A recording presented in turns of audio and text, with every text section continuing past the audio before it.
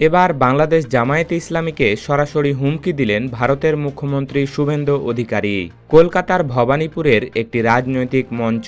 Microphone হাতে দাঁড়িয়ে আছেন পশ্চিমবঙ্গের নব্য মুখ্যমন্ত্রী কঠোর লাইনের নেতা শুভেন্দু অধিকারী। কিন্তু সেদিন তার চোখে মুখে রাজ্যের চেনা বিরোধী দলগুলোর প্রতি ক্ষোভের চেয়েও বেশি ফুটে উঠেছিল এক অজানা অদৃশ্য শত্রুর প্রতি গভীর মনস্তাত্ত্বিক ভয়। আর সবচেয়ে আশ্চর্যের বিষয় হলো সেই অদৃশ্য শত্রুটি কলকাতার নয়, দিল্লির কেউ নয়, এমনকি ভারতের ভেতরের কোনো শক্তি নয়।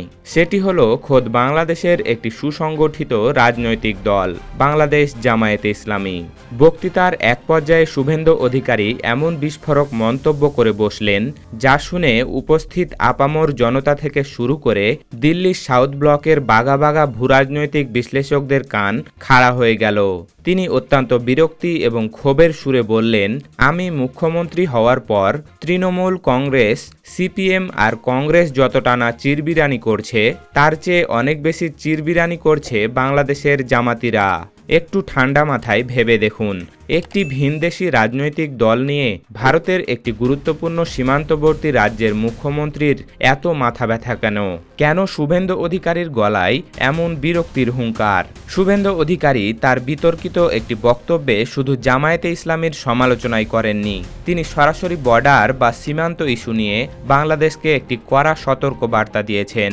তার ভাষায়, সবার আগে দেশের সীমান্ত সুরক্ষিত করতে হবে, অনুপ্রবেশকারীদের যে কোনো মূল্যে ঠেকাতে হবে, তাদের নিজ দেশে ফিরে যেতে হবে এবং সেই প্রত্যাবর্তনের সময় এবার চলে এসেছে। তিনি আরও হুঙ্কার দিয়েছেন যে ভোটের আগে দেওয়া বিজেপির সমস্ত প্রতিশ্রুতি তিনি অক্ষরে অক্ষরে পালন করবেন। কিন্তু আন্তর্জাতিক রাজনৈতিক বিশ্লেষকরা এই হুঙ্কারের গভীরে অন্য এক সমীকরণ দেখতে পাচ্ছেন। তারা বলছেন, শুভেন্দু অধিকারী আর তার নীতি নির্ধারকদের এই আস্ফালনের পেছনে আসলে লুকিয়ে আছে এক বিশাল এবং হাড়হিম করা ভয়। আর সেই ভয় হলো বাংলাদেশের রাজনীতিতে জামায়াতে ইসলামের সাম্প্রতিক কৌশলগত উত্থান। দিল্লির এবং নবান্নের কর্তারা খুব ভালো করেই জানেন যে বাংলাদেশের সামগ্রিক রাজনৈতিক দাবার বোর্ডে এই শক্তিটি এমন এক অবস্থান তৈরি করেছে, যারা আঞ্চলিক কূটনীতিতে ভারতকে সরাসরি চোখে চোখ রেখে কথা বলার সাহস রাখে।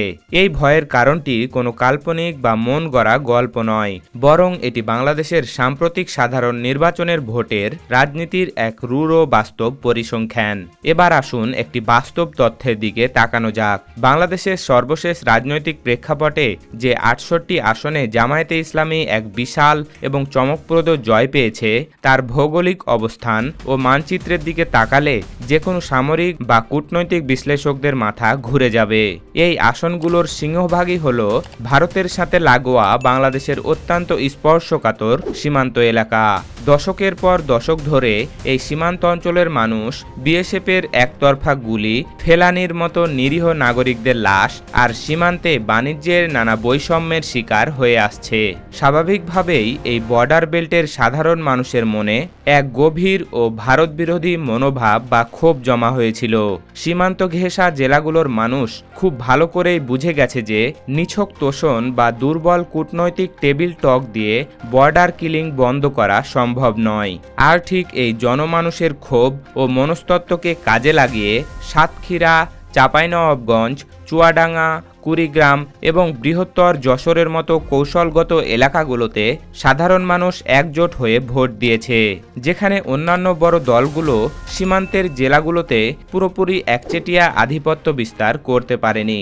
সেখানে এই নির্দিষ্ট বেল্টের জামায়াতের এই শক্তিশালী অবস্থান ভারতের দিল্লি সাউথ ব্লকের ঘুম হারাম করে দিয়েছে।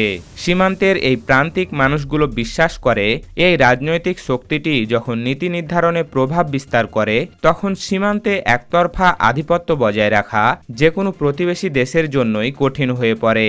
আর ঠিক এখানেই ভারতের নীতি নির্ধারকদের সবচেয়ে বড় মাথা ব্যথার কারণ। কিন্তু ভারতের এই ভয় কি শুধু সীমান্ত হত্যা বা 2-4টি বর্ডার জেলার নির্বাচনী ফলাফলের মধ্যেই সীমাবদ্ধ? একেবারেই না। এই ভূরাজনৈতিক থ্রিলারের সবচেয়ে বড় ক্লাইম্যাক্স লুকিয়ে আছে আন্তর্জাতিক কূটনীতির গভীর চালের মধ্যে। দিল্লির নীতি নির্ধারকরা মনে করেন বাংলাদেশের ক্ষমতার মূল চালিকা আমেরিকা শক্তি বা নীতি নির্ধারণে যদি এই শক্তির প্রভাব অলঙ্ঘনীয় হয়ে ওঠে, তবে দক্ষিণ এশিয়ায় ভারতের যে একচ্ছত্র আঞ্চলিক আধিপত্য বা দাদাগিরির নীতি রয়েছে তা চিরতরে ধূলিসাৎ হয়ে যাবে। ভারতের বিভিন্ন গোয়েন্দা সংস্থার অভ্যন্তরীণ ও গোপন রিপোর্টগুলো বারবার সাউথ ব্লককে সতর্ক করেছে যে নতুন এই রাজনৈতিক শক্তিটি যদি সুবিধাজনক অবস্থানে আসে, তবে তারা অত্যন্ত সুকৌশলে এশীয় অঞ্চলের অন্যান্য পরাশক্তি যেমন চীন, পাকিস্তান এবং ইরানের সাথে এক শক্তিশালী ভারসাম্যপূর্ণ এবং দুর্ভেদ্য কূটনৈতিক ও বাণিজ্যিক বলয় তৈরি করবে। আর এই চতুর্মুখী বলয় যদি বাস্তবে রূপ নেয়, তবে ভারত তার পূর্ব সীমান্তে এমন এক কৌশলগত ও মনস্তাত্ত্বিক চাপে পড়বে যা সামাল দেওয়ার ক্ষমতা বর্তমান দিল্লির একার পক্ষে সম্ভব নয়। একতরফা প্রভাব বিস্তারের চেনা ছকটি তখন সম্পূর্ণ ভেঙে পড়বে এবং ভারতকে বাধ্য হয়ে সমতার ভিত্তিতে প্রতিটি দ্বিপাক্ষিক চুক্তি করতে হবে। এই আন্তর্জাতিক অক্ষের চেয়েও ভারতের জন্য সবচেয়ে বেশি সংবেদনশীল ও দুর্বল জায়গা কোনটি? সেটি হলো চিকেন নেক বা শিলিগুড়ি করিডর। মাত্র কয়েক কিলোমিটার চওড়া এই সংকীর্ণ ভূখণ্ডটির ওপারেই নির্ভর করছে ভারতের মূল ভূখণ্ডের সাথে উত্তর পূর্ব ভারতের 60টি রাজ্য সেভেন সিস্টার্সের যোগাযোগের একমাত্র মাধ্যম। দিল্লির সামরিক ও কৌশলগত বিশ্লেষকদের সবচেয়ে বড় ভয় হল বাংলাদেশের পূর্ব ও উত্তর সীমান্তে যদি একটি শক্ত অবস্থান গড়ে ওঠে এবং তাদের সাথে যদি আঞ্চলিক অনন্য পরাশক্তির কৌশলগত মিত্রতা থাকে, তবে যে কোনো আন্তর্জাতিক সংকটের সময়ে এই সেভেন সিস্টার্সের নিরাপত্তা পুরোপুরি হুমকির মুখে পড়বে। ঠিক এই জায়গাতেই পশ্চিমবঙ্গের রাজনৈতিক অন্দরমহলে এখন আরও একটি ভয়ঙ্কর তত্ত্ব বা কনস্পিরেসি থিওরি ঘুরে বেড়াচ্ছে।